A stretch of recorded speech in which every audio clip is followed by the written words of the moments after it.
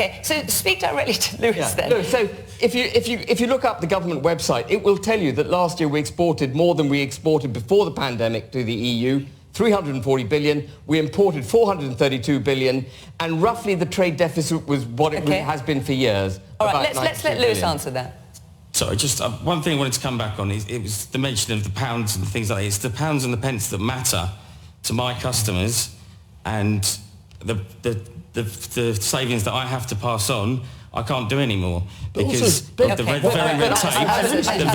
I haven't addressed the actual question, so... Well, I just want you to address Lewis, because Lewis is saying it's made his business more difficult. You're saying, no, it hasn't made business more difficult. Lewis, it may have made your business more difficult. It may have done. And of course there'll be anecdotal evidence of that in a lot of businesses. Okay. But clearly overall it hasn't had that impact. Can I just check that? So Anna, can we just... Because when I looked into level of exports and imports from you, different people take different views about whether it's gone up, it's gone down. What are the facts in this? I mean, there are government figures on it. I mean, there are several things to say. Firstly, yes, trade hasn't performed as badly as I think some people thought pre-Brexit it would. But the crucial thing is, if our trade hadn't been as affected by Brexit, we would see our trade performing like that of our nearest comparators. And what has happened post-COVID is there is a gap between our trading performance and theirs, because theirs has gone up significantly more. And it's very hard when thinking about that to think that's anything other than... No, but Anand... Okay, I'm going to let other people come Just on Ben's other point, it seems curious when you're talking about we didn't leave properly. I mean, Lewis there is saying there is red tape. By leaving properly, as you say, you're adding tariffs onto that red tape. You're making his life harder and more expensive. Okay, well, let's hear... I'm just going to hear a bit from Ben, forgive me. I'm going to hear a bit more from the audience. Well, you spoke at some length, so forgive me. The woman here in the blue. Sorry, it just makes my blood boil when I keep hearing that same thing about the fact that we were lied to. You know, that's just not the case. We didn't believe that. I certainly never believed that. I wanted out to be sovereign, to not be encumbered by the EU.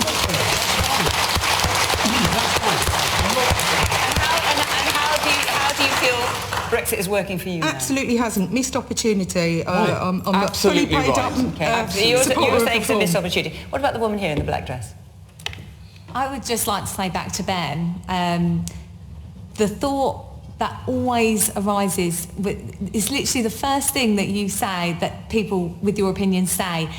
It's like Brexit could be good if it went to a different school. No, I'm so sick of that. Not at all. No, hang on. Let her speak. Yes, carry on.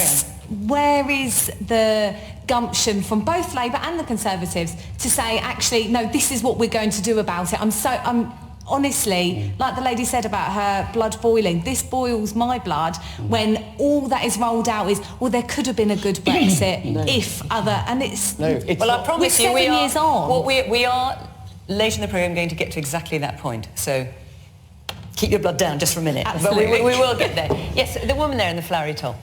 Yes, what I'd like to say is the reason that I wanted to come out of Brexit was because we seemed to keep to all of the rules, and many foreign countries didn't. I'm just talking about people that go up on roofs, for one thing. We kept, when they brought the rules in about the safety guards, we took that on board. But when you went to France or Germany or something, they were all up on their roofs with nothing. And we were paying the cost of having to do it the right way, and they weren't. And that's one of the biggest reasons why I voted to come out. And are you happy with how things are working for you at the moment? I'm not unhappy. It's not. There's a lot of things that aren't right, but I just think we need to really get to grips with where we are, what we want, and just keep to it, and not keep changing our mind every 5 minutes either. That's what I hate it, when they keep changing their minds. And the woman there in the third row back. Yes. All right, since Brexit, are we now worse off? Are we broken Britain? And what party will grow a backbone and stand up and fight for us and put Great back into Britain? Okay, let me hear one more point. The man here in the front. So, just going back to the original question of, is Brexit the cause of the cost of living crisis? I have to agree that I think COVID was definitely partly to blame for the cost of living crisis. But it seems strange to me that whilst everybody can't afford bills, people can't afford to buy food, people can't even afford heating bills, that the only people actually benefiting out of anything rising in price is the government, because it's percentile. The income for the government is percentile. In terms of taxation? In terms of taxation. So if the price of everything increases, the government gets more money. And they put out a lot of money funding COVID.